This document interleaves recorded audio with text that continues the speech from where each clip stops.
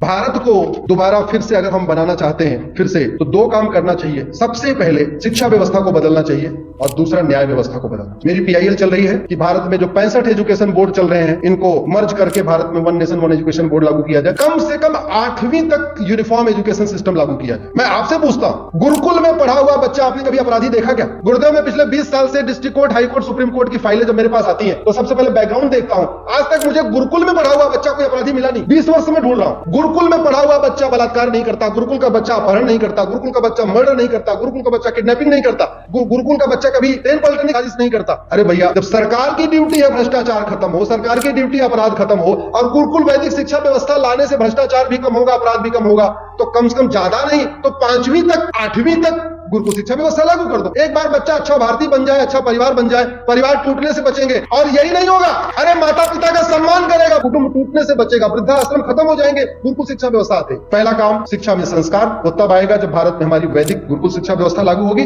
दूसरा, कानून का खौफ, वो तब आएगा जब 60 समाचारित सिद्धांत के अनुसार हमारी न्यायिक व्यवस्था बदलेगी। भारत में जितने भ्रष्टाचार अपराध हैं इसके लिए बहुत हद तक न्यायपालिका जिम्मेदार है। आज तक मैं बार बार कई बार कह चुका हूं, आप हजार पेज के जजमेंट देने की बजाय आप एक पन्ने का जजमेंट दे दीजिए कि भैया भारत के सभी मुकदमों का फैसला 1 साल में होगा। जस्टिस विद इन ईयर लागू कर दीजिए, आधी समस्या अपने आप खत्म हो जाएगी।